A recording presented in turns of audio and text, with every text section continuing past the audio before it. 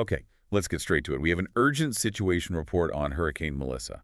As of the 2 p.m. Eastern Daylight Time update today, that's Monday, October 27th, Melissa is still an utterly devastating Category 5 storm. Just unbelievable intensity. We're seeing sustained winds clocked at 175 miles per hour. And that central pressure, 906 millibars, confirms just how powerful this system is. It really does.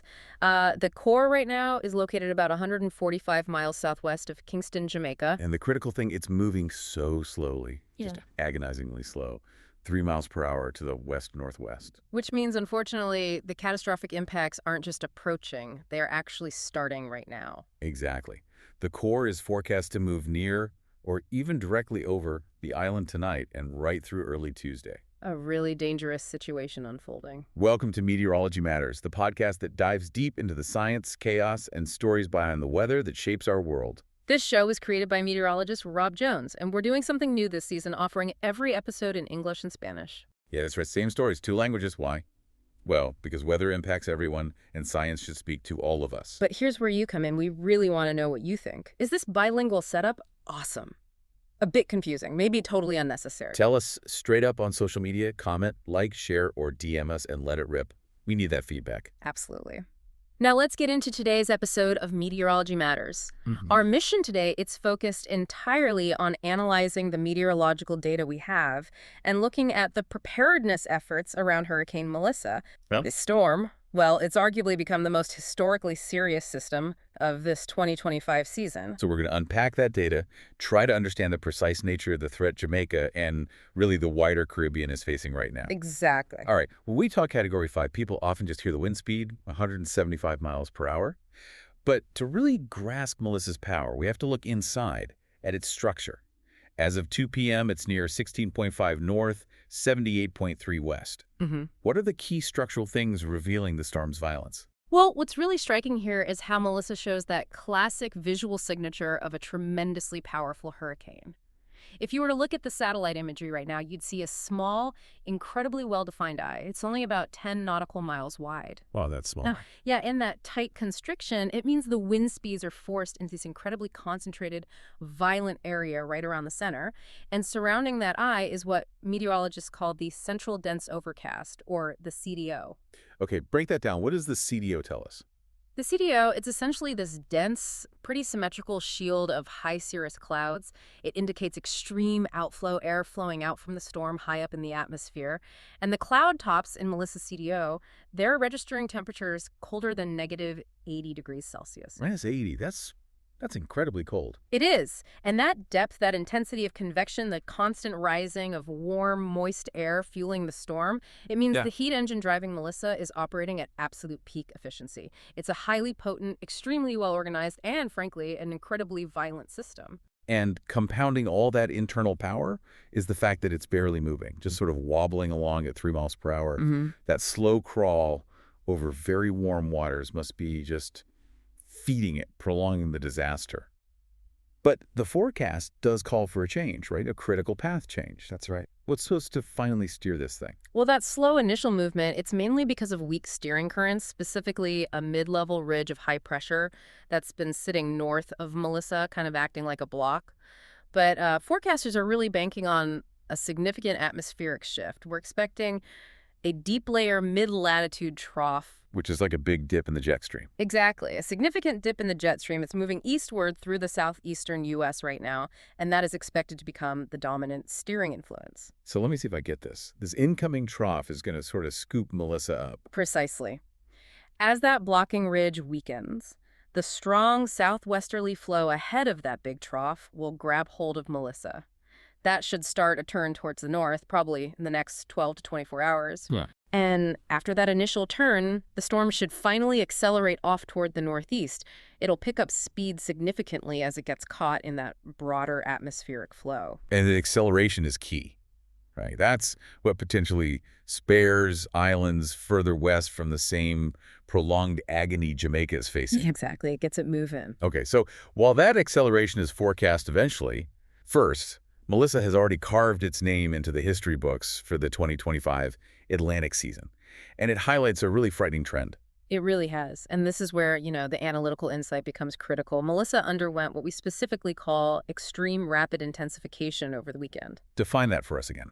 That's when its maximum sustained winds increase by 35 knots. That's about 40 miles per hour or more within just a 24-hour period. Wow. It just showcases the extreme energy that's available in the atmosphere and, crucially, in the oceans right now. But the truly sobering fact, the headline really, is its category. Melissa is the third Category 5 hurricane of the 2025 Atlantic season. The third Cat 5 this year. Yes, and that single statistic puts 2025 in second place, historically, for the most Category 5 storms in a single season. It's trailing only the monstrous 2005 season. 2005, I remember that season well. Katrina, Rita, Wilma. Exactly. 2005 had 4 Category 5 storms. So can you walk us through what that comparison means? Having 3 Cat 5s already this year, what does that tell us about the conditions out there?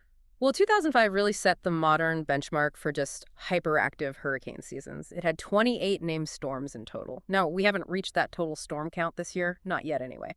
But having 3 storms reach Category 5 intensity suggests that the fuel, the thermal energy in the ocean water, is exceptionally high. It means conditions are allowing storms not just to form, but to sustain themselves and rapidly achieve that absolute top-tier intensity. It implies the environment is just ripe for these extreme events. It really does. It suggests, maybe a significant shift in the climate's capacity to generate storms of this magnitude. It's something researchers are looking at very closely. And to really understand this intensity, sometimes you have to look past the numbers and focus on the sheer physical force involved. Yeah. We have a really compelling story from the research about the hurricane hunters. What happened when they flew into Melissa? Right. This anecdote really illustrates the violence inside that storm better than almost any wind speed reading. Both the Air Force Reserve hurricane hunters and the National Oceanic and Atmospheric Administration, NOAA, their P-3 research aircraft, were flying missions into Melissa. And these planes are built tough, right? Designed for this. Absolutely. They're robust, specifically engineered to handle the stresses inside hurricanes. Yet, during one of the penetrations into the eye wall, the NOAA P-3 aircraft actually had to abort its mission early. They had to turn back. Abort? Why? They encountered such severe turbulence in the southwestern eye wall. It was just too violent. It jeopardized not only the data collection, but the actual safety of the crew on board. Wow. They were forced to exit the storm's core prematurely. So when a plane specifically designed for extreme weather basically says, nope, too much, that tells you everything. And they recorded the pressure dropping to near 906, 908 millibars right before they had to leave. Exactly. That pressure reading confirms the Category 5 strength, and the severe turbulence confirms the sheer violence, the extreme wind shear, the powerful updrafts within that really tight concentric eye wall. It was simply too much for even that specialized aircraft. It forced them out. Incredible. Okay, looking ahead just slightly, there's some talk among forecasters that Melissa might fluctuate a bit in intensity, maybe undergo something called an eye wall replacement cycle in the next, say, 12 to 24 hours. For our listeners, what exactly is an eye wall replacement cycle? And why might it offer just a tiny temporary reprieve? Right. An eye wall replacement cycle, or ERC, typically happens in very intense hurricanes like Melissa. What happens, the original tight inner eye wall starts to weaken and collapse. At the same time, a new outer ring of thunderstorms, a new eye wall essentially, forms around the old one. Okay, so it's like the storm is reorganizing. Kind of, yeah. And during this process, the storm often weakens temporarily because its energy is spread over a wider area as that outer eye wall develops. So the storm might temporarily widen and maybe drop slightly in wind speed. Yes, but, and this is the crucial point, it's usually only temporary. Once that inner eye wall completely dissipates and the new, larger outer eye wall contracts and takes over, the storm often re-intensifies. Sometimes it even reaches a higher peak intensity afterwards. But here's the critical insight, the thing that matters most for Jamaica right now. Experts are very clear there is no practical difference in the impact if Melissa makes landfall as a very high-end Category 4 or a Category 5. Right, at that level, the destruction is already guaranteed to be catastrophic. Exactly. The difference is academic at that point. Jamaica is going to be impacted by an extremely powerful major hurricane, regardless of whether it undergoes a temporary ERC or not. Okay, so let's connect that intensity forecast directly to Jamaica's geography, because that combination seems to be creating a truly worst-case scenario. It really is. You have the extreme winds, the slow speed, which just maximizes rainfall duration. And then you have Jamaica's highly mountainous terrain. It's a perfect storm, quite literally, for catastrophic hazards on multiple fronts. Jamaica is bracing for an assault from wind, rain, and sea. Let's tackle the wind first. Tropical storm conditions are already being felt, we know that. But the catastrophic hurricane force winds, they begin tonight and will hammer the island into early Tuesday. And the threat isn't just damage, it's total structural failure in some areas. And this is where that topography becomes so critical. Jamaica's mountainous spine, it actually amplifies the wind hazard significantly. Research shows that wind speeds right atop the hills and mountains, and especially on the windward-facing slopes, could be amplified by up to 30% compared to the winds measured over flat ground near the surface. 30% amplification. So on top of 175 mile-per-hour sustained winds, we could be looking at gusts pushing towards 200 miles per hour in those elevated spots. That's exactly the concern. And that speed range, 200 mile per hour, that's comparable to a strong EF3, maybe even an EF4 tornado. But instead of lasting seconds or minutes, it's sustained, potentially for hours, across the central mountain range. That's devastating. The damage corridor is expected to be extreme near the landfall point, and particularly to the east, that's the right side of the storm's center track. But it will extend across major interior parishes, too. This includes areas like the Cockpit Country in Trelawney and St. James, which is densely forested and already has challenging infrastructure. The amount of debris and fragmentation generated will be massive. Okay. Beyond the wind, let's talk about the secondary but maybe even more prolonged threat. The rainfall and the resulting flooding. That slow movement is key here. It guarantees a continuous, relentless drenching. What are the latest rainfall forecasts looking like? The numbers are just staggering. We are looking at widespread totals of 15 to 30 inches of rain across large portions of Jamaica lasting through Wednesday. And crucially, localized storm totals could reach up to 40 inches, especially in the higher mountains. 40 inches of rain. Can you put that into perspective? Historically, what does that mean for a small mountainous island like Jamaica, especially thinking about communities getting cut off? It's almost unmanageable, honestly. The key mechanism here is what we call orographic lifting. As the hurricane's incredibly moisture-laden air slams into the mountains, it's forced violently upwards. Which cools it and squeezes out the rain. Exactly. It cools, condenses, and releases rain at a dramatically accelerated rate. This mountain enhancement effect is why those localized 40-inch totals are frighteningly realistic. No landscape, especially in the interior hills, can possibly absorb or drain that volume of water safely or quickly. So the result have to be Catastrophic flash flooding, complete washouts of roads, bridges collapsing, and numerous very dangerous landslides. These landslides will inevitably cut off dozens, maybe hundreds of communities, potentially for weeks or even longer. just complete isolation. Yeah. And then there's the third front of this assault, the storm surge threat along the coast. Where's the greatest danger for that? And what kind of water levels are we talking about? The life-threatening storm surge danger is primarily focused along the southern coast of Jamaica. That's expected from tonight right through Tuesday morning. The peak surge heights, the water rise above normally dry ground, are forecast to reach 9 to 13 feet near and, again, just east of where the center makes landfall. 9 to 13 feet above ground level. That's easily over the roof of a single-story house. Easily. And remember, this surge isn't just still water rising. It will be accompanied by large, incredibly destructive waves riding on top of it. It's a coastal assault that threatens all low-lying buildings and infrastructure. But here's where the meteorological analysis gives us a really vital insight into the specific threat facing the capital city, Kingston, even if the absolute eye misses it slightly to the west. Right, we touched on this earlier, the idea of the storm surge acting like a plug. Can you explain that potential hydrologic failure in more detail? Because it sounds like it could dramatically worsen flooding in the capital itself. Absolutely. Think about Kingston Harbor. It's a large, south-facing bay. That orientation makes it inherently vulnerable to storm surge and wind, pushing massive amounts of seawater inland. Now, combine that with the rainfall potentially up to 40 inches falling in the mountains that drain towards Kingston.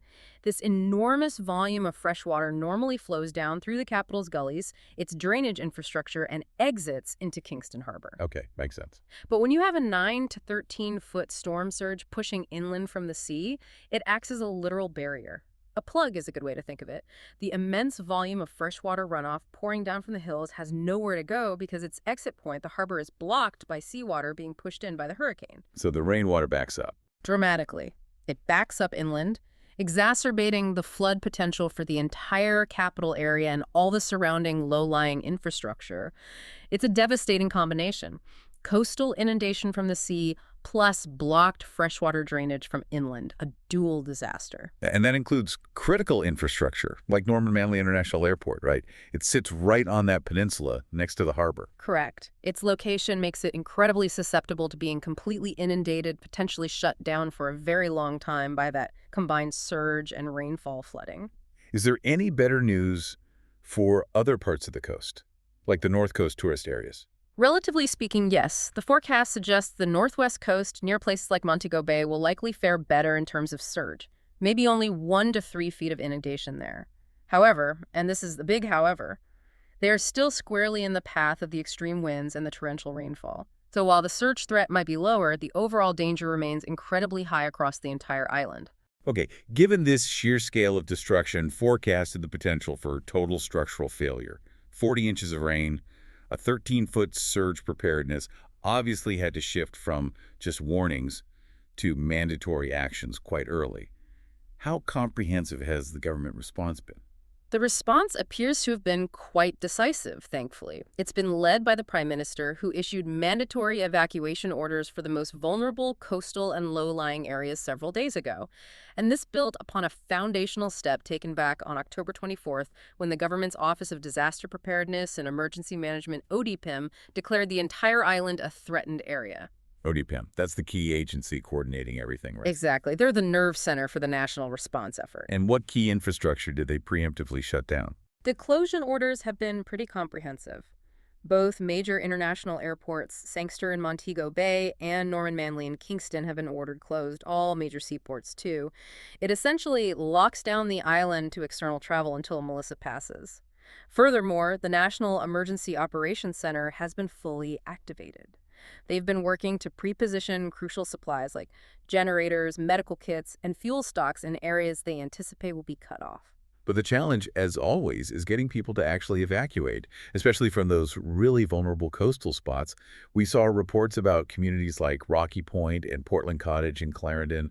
There was some initial reluctance there. Yes, that's often the case. There's always some initial resistance. It might be fear of leaving property behind, fear of looting, or sometimes just underestimating the sheer power of the storm. However, in this case, the rapidly worsening conditions provided undeniable proof of the danger. Reports started coming in that Rocky Point was already seeing significant storm surge flooding. The water was already coming in. Exactly. And the sea had apparently begun pushing into Portland Cottage as well. That visible, immediate threat seems to have overcome much of the initial reluctance. It made staying simply impossible. And many people did manage to get out. Yes. Reports indicate that government-provided transport was utilized, and around 180 residents from those specific areas were already safely moved to designated shelters, like Veer Technical High School. But the anxiety must be immense, especially for people who've been through this before. It's extremely high, and it's compounded by collective memory, as you say. Many residents in these vulnerable southern coastal areas are still struggling to fully rebuild from the damage caused by Hurricane Beryl back in 2012. And Beryl was only a Category 1 storm. Exactly, only a Category 1. So now to face a Category 5, 4 categories stronger, it must feel almost insurmountable for many people. We saw a really powerful quote that seemed to capture that vulnerability. It was from a farmer in Treasure Beach, St. Elizabeth. Yes, that quote really hit home. That farmer captured the socioeconomic disparity of the threat perfectly. They expressed intense fear, especially for neighbors with fragile housing, zinc roofs, board houses, or those living right on the water's edge. The fear they might lose everything. Precisely. The reality is, a storm like Melissa threatens not just property, but the entire foundation of people's lives and livelihoods. Even residents who've prepared as best they can are facing the prospect of weeks, maybe months, without basic services. And with potentially tens of thousands needing to evacuate, concerns about the safety and conditions in public shelters inevitably come up. What assurances did the government, specifically Minister Desmond McKenzie, provide? Minister McKenzie made a very public and strong statement. He urged residents directly not to be crippled by fear and, importantly, not to listen to rumors about the shelters being unsafe or poorly equipped. He emphasized that the 881-plus designated public shelters across Jamaica are safe, they are clean, and they are fully provisioned. He stressed that hygiene standards are being rigorously maintained. That's crucial reassurance.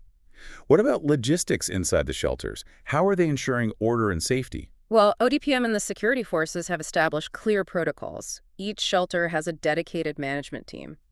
Critically, to ensure privacy and security, men and women are housed in separate areas unless they are part of an immediate family unit staying together. Okay. And importantly, police patrols will be active in and around the shelter areas throughout the storm and its aftermath. So the core message was basically, trust the system, get to safety. It was a straightforward plea for cooperation, yes. Lock up your homes as best you can. Take essential supplies, non-perishable food, water, any prescription medicines you need, and please use the provided buses to get to the shelters. The overriding goal, the absolute priority, is the preservation of life. The message was crystal clear. We want every single person in this country to be alive and counted for when Melissa is over. A stark reminder of the stakes.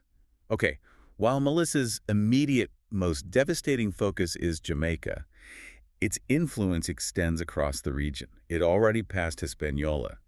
And tragically, we have confirmation it's already claimed lives there. That's correct, unfortunately. Melissa's passage near Hispaniola last week, even before reaching this intensity, was tragic. It's confirmed to have claimed at least 3 lives in the Dominican Republic. That includes 2 people killed in a severe landslide in an area called Fontamara, and sadly, a man in his 70s who was killed by a falling tree in Marigot. Just heartbreaking. And even though the storm center has moved west, the danger isn't over for Haiti and the Dominican Republic, is it? Especially the flooding threat. Not at all, because the ground is already completely saturated from the rain they've already received, and the storm circulation is still throwing moisture back over the island. Well, catastrophic flash flooding and landslides are expected to continue across southwestern Haiti and southern parts of the Dominican Republic right through the middle of the week. More rain on top of what they've already had. Exactly. Forecasters are bracing for potentially another 8 to 16 inches of rain in some areas. When you add that to the existing totals, it means localized storm totals could still push towards that devastating 40-inch mark in the hardest-hit mountainous regions. And they'll likely continue to experience tropical storm conditions there late Tuesday and into Wednesday as well. Okay, so once Melissa finally makes that predicted northward turn and starts accelerating away from Jamaica, its next target appears to be Cuba for a second major landfall. What's the timeline look like for that? And which provinces are in the direct path? Eastern Cuba needs to rush preparations to completion right now. Melissa is expected to cross the eastern provinces, specifically Granma, Santiago de Cuba, Guantanamo, and Holguin sometime Tuesday night or early Wednesday morning. And the intensity forecast? Still major. Yes. While it's forecast to weaken slightly after interacting with Jamaica's mountains, it's still expected to hit Cuba as a powerful major hurricane, likely Category 3 strength. Hurricane warnings have been rushed out for all those provinces, underscoring the extreme urgency. What are the primary dangers Cuban authorities are bracing for? Similar to Jamaica. Very similar primary threats, yes. Massive rainfall and life-threatening storm surge. Forecasters are expecting 15 to 20 inches of rainfall across eastern Cuba. Which in mountainous terrain means? Life-threatening, potentially catastrophic flash flooding and landslides. Absolutely. That's almost inevitable with those rainfall amounts on that terrain. And coupled with the rain is the storm surge threat. It's forecast to reach 7 to 11 feet above normal tide levels near and to the east of where the center makes landfall along Cuba's southern coast. So again, significant infrastructure damage and potential for coastal communities to be cut off seems highly likely. Highly likely, yes. Okay, moving beyond Cuba, that accelerated track then takes Melissa towards the southeastern Bahamas and the Turks and Caicos Islands. That impact is forecast for Wednesday. Hurricane watches are already up for the entire region.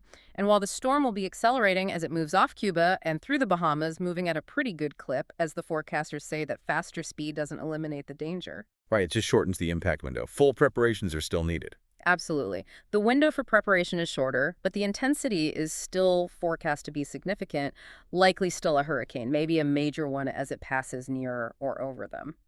So what do residents in the Bahamas and TCI need to have done by Tuesday night? What are they facing? They need to be prepared for hurricane conditions. That includes damaging winds, a life-threatening storm surge, which is forecast to be around 4 to 6 feet above normally dry ground in surge-prone areas, and heavy rainfall totals likely between 4 and 8 inches. Still a significant flood threat, even with less rain than Jamaica or Cuba. Definitely, especially on low-lying islands. Preparations need to be completed very quickly because that faster forward speed means conditions will deteriorate rapidly once they start. Okay, and finally, we have to address the lingering question that always comes up. Could Melissa curve back towards the U.S. East Coast? Or what about Bermuda? Okay, let's take Bermuda first. Bermuda could potentially see the storm pass nearby or in its vicinity by sometime Thursday night. By that point, Melissa is forecast to be weaker than it is now, but likely still at hurricane strength. So residents in Bermuda absolutely need to be monitoring the forecast very closely and ensure their preparations are ready for a possible close call or even a direct impact. Okay, monitor closely in Bermuda. And the U.S. East Coast. For the U.S. East Coast, the analysis thankfully looks very reassuring at this point. The research strongly indicates that the pattern setting up over North America, specifically strong autumn cold fronts sweeping across the continent, will act as a protective barrier. How so? These fronts and the strong westerly winds associated with them will effectively capture Melissa and steer it sharply out to sea towards the northeast and eventually east-northeast. Or recurve into the open Atlantic. Exactly. The consensus is high that Melissa will recurve well offshore and will not pose a direct threat to the continental U.S. East Coast. Okay, that's certainly some welcome news in a very dire situation overall. So, wrapping up our analysis today, it really confirms the extreme gravity of Hurricane Melissa. We've synthesized these almost unbelievable data points.